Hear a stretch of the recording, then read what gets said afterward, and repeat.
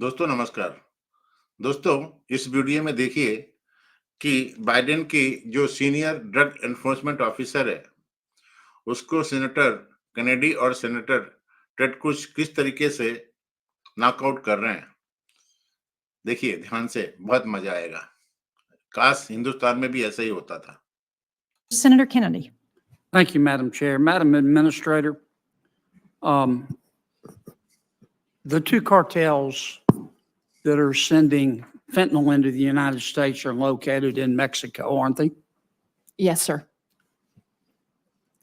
And isn't it a fact that we could stop those cartels in their tracks if President Lopez Obrador would invite American military and/or law enforcement personnel to come into Mexico and work with his military and law enforcement personnel?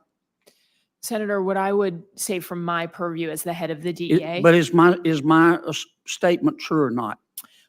what I would say is that we're focused on the two cartels, who we believe are doing exactly what you say. They're responsible for the fentanyl Let coming me into ask the you United again, States. if President Lopez Obrador invited the American military and/or American law enforcement officials to come into Mexico to work with the same in Mexico, we could stop the cartels, could we not? Senator, I believe this is a whole of government effort and has to be, including whether it's the military, us, Now, FBI, and others. Madam Administrator, I've listened to you here for almost an hour telling us how bad fentanyl is. Thank you for that, but we know. Yes, sir. I'm going to ask you a third time. If President Lopez Obrador invited the American military and/or law enforcement personnel to come into Mexico and work with the same in Mexico, we could stop the cartels. Isn't that a fact? So, Senator, I can speak to the law enforcement side of this, and you just mentioned law enforcement. I believe that this is vital for both Mexico and the United States. Mexicans are dying as well, as we showed in the Chapitos. Well, then why don't we stop them? So Would it help? Let me ask you a fourth time. Would it help if President Lopez Obrador, I don't think it's a complicated question, Madam Administrator. You're asking us for more money every year, more money, and it gets worse, worse, and worse. You know, in the real world, the nitty-gritty of the real world, when you fail, you get fired. In government, when you fail, you get more money because obviously you need it. Now, let me ask you a fourth time. If President Lopez Obrador, and I'd appreciate an answer, if President Lopez Obrador invited the American military and/or law enforcement personnel to come into Mexico and work with his, we could stop the cartels, couldn't we? I believe, Senator, that we can stop the cartels. Okay, have you made that suggestion to President Biden? If I could, I believe that we can stop the cartels by. Have you made that suggestion to President Biden? Senator, I have been very vocal in the whole of government setting on the importance of fentanyl and all of us using every single effort and authority that we Why have. hasn't President Biden done it? I mean, this is the way the American people whose sons and daughters are dying look at it. Our economy is $23 trillion. Mexico's economy is $1.3 trillion. Ours is 18 times bigger. We buy $400 billion every year from Mexico. Without the people of America, Mexico, figuratively speaking, would be eating cat food out of a can and living in a tent behind an outback. So why don't you and the president, embarrassing no one, get on the phone and call President Lopez Obrador and make him a deal he can't refuse to allow our military and our law enforcement officials to go into Mexico and work with his to stop the cartels? Why don't you do that?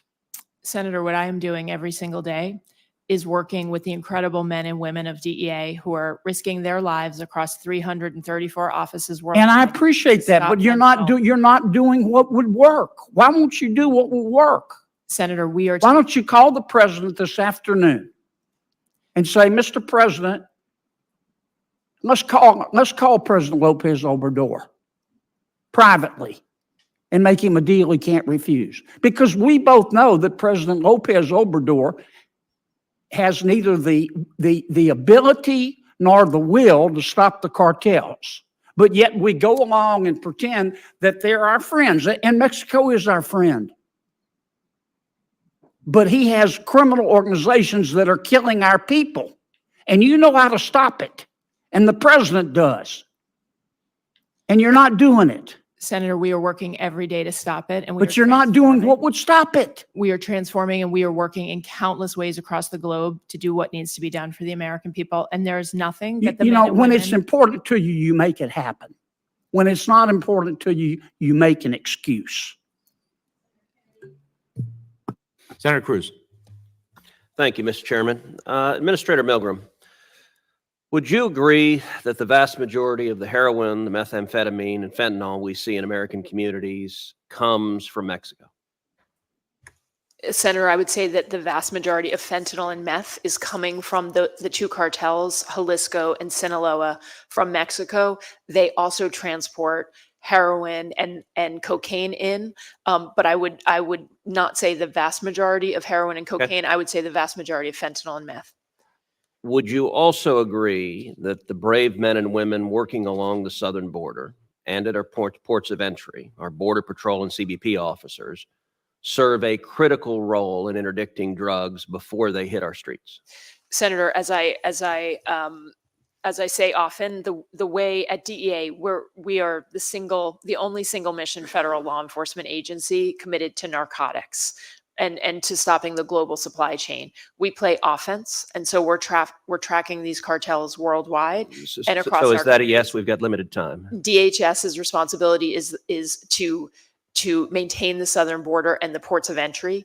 Our investigations do tell us that the vast majority of fentanyl is coming in the ports of entry, two particularly in California and two in Arizona. So is that a yes, that you would agree that CBP officers, both on the southern border and the ports of entry, play a critical role in interdicting drugs? Yes, Senator. I believe it's a DHS responsibility, and it's a critical one. So if we decided to cut the number of Border Patrol agents dramatically, let's say in half, would you agree that would hurt our efforts to stop illegal drugs? Senator, I would defer some of this to the Department of Homeland Security and Secretary Mayorkas. You're not willing to answer that question? But here's what I would say about this. We believe that DHS plays vital defense. Okay, those are talking points. Would cutting the number of CBP agents in half hurt our ability to stop drugs? Yes or no? Senator, I believe it would. Okay.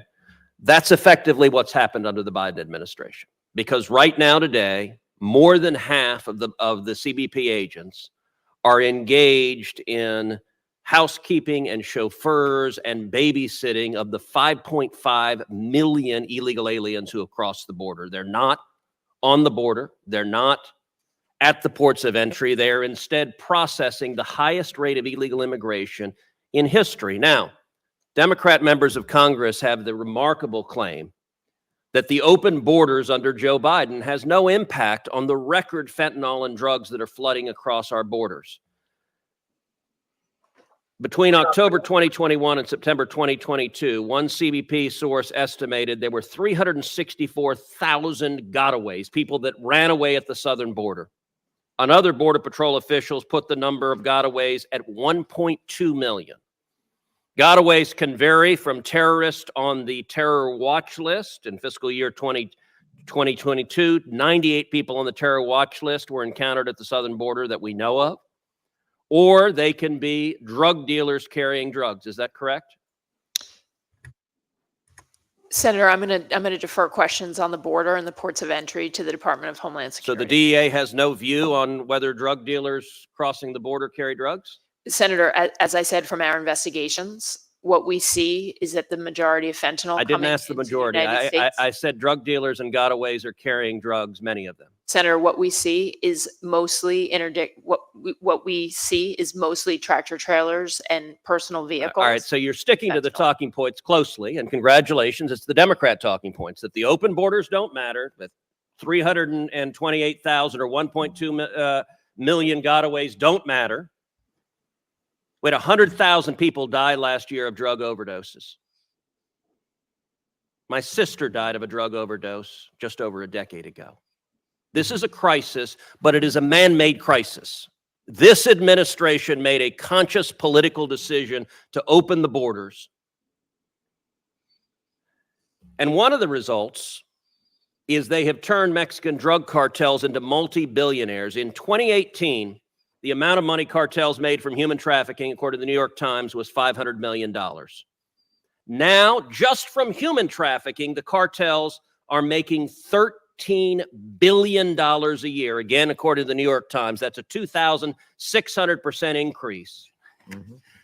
Administrator Milgram, the single best thing that happened to Mexican drug cartels in history was Joe Biden becoming president, opening the border, and making tens of billions of dollars for these vicious criminals. In your judgment, is it a good thing that these cartels now have tens of billions of dollars from human trafficking and drug trafficking? Senator Cruz, I really appreciate the opportunity to answer your question. And as I have said clearly and will continue to say, there are two cartels in Mexico, the Sinaloa and Jalisco cartel, that are responsible for the devastation that we are seeing on the streets of our country. It is our top operational Would you answer the priority question? to defeat those two cartels and to stop the fentanyl and methamphetamine that is Would you flooding answer the into our question I communities. asked? Is it a good thing for them to have tens of billions of dollars now that they didn't have? Senator, we are doing everything we can. Okay, you're refusing to answer the question. And To it take shouldn't be a hard question. for the Every DA to amount of answer. money, if I please, if I could Please. finish. I very much understand your point. We believe that the cartels are making billions of dollars on illicit good or bad? fentanyl. It is a terrible thing. Okay. Thank you.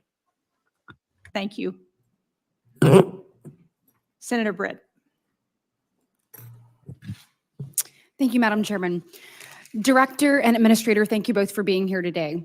Director Wray, you have publicly stated that the FBI opens 2 China-related counterintelligence investigations every day. That is a concerning statistic, to say the least.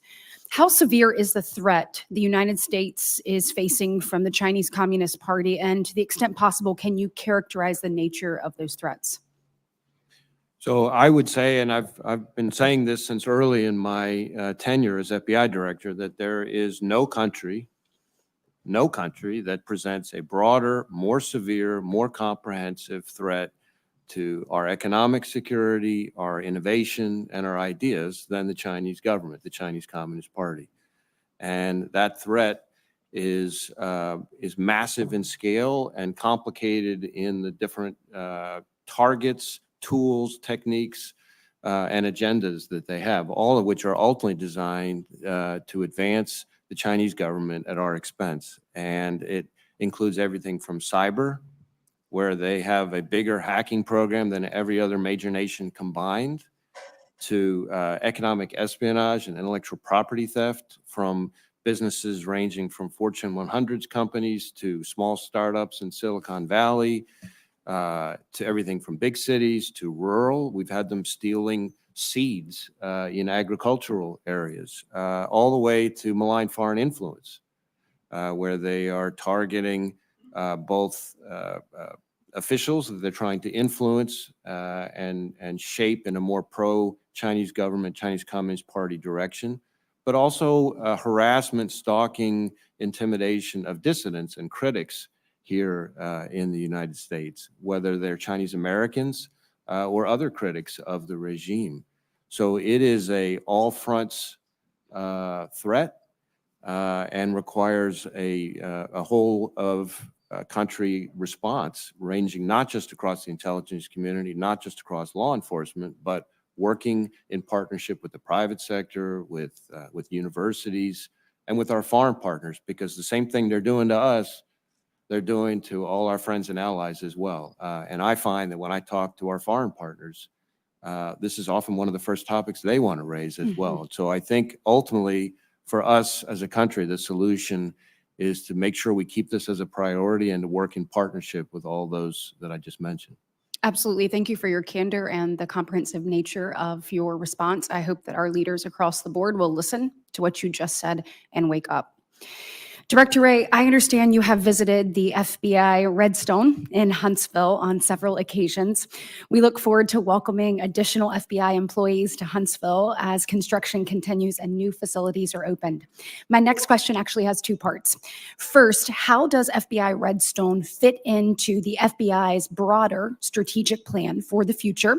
And second, will FBI Redstone provide capacity to foster the professional development and training of your workforce to ensure that FBI has the most highly skilled and innovative and analytical workforce out there?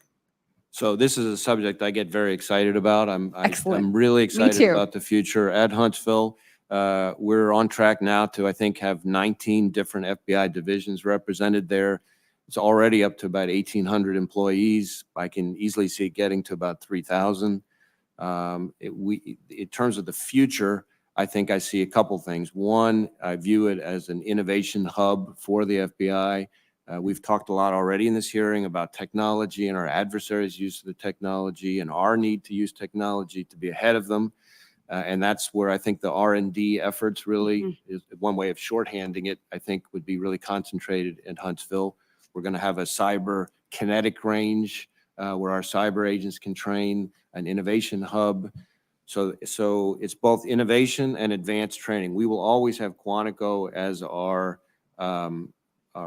basic training, all new agents and analysts.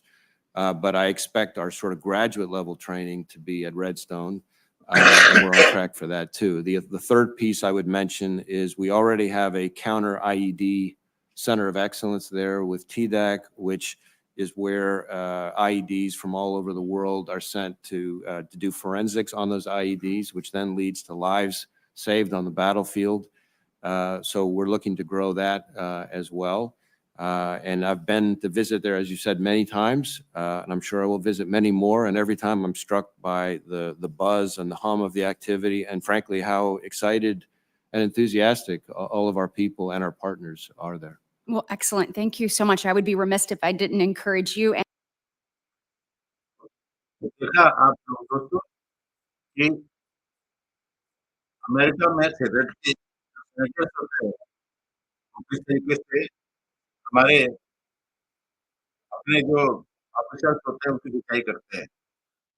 काश India में भी जो हमारे senior officers होते हैं, उनकी जो parliamentarian है, वो उसी तरीके से खिंचाई करते, जिस तरीके से यहाँ होती है, तो शायद भारत अलग तरीके का एक देश होता था। तो ये वीडियो था, अगर आपको इंटरेस्टिंग लगा तो इसको लाइक करिए, शेयर करिए, मेरे चैनल को सब्सक्राइब करिए और मेंबरशिप भी लीजिए और अगर हो सके तो मुझे सपोर्ट भी करिए। ये मैं आपको अपना यूपीआई और जीपे आईडी दे रहा हूँ। थैंक यू, नमस्कार।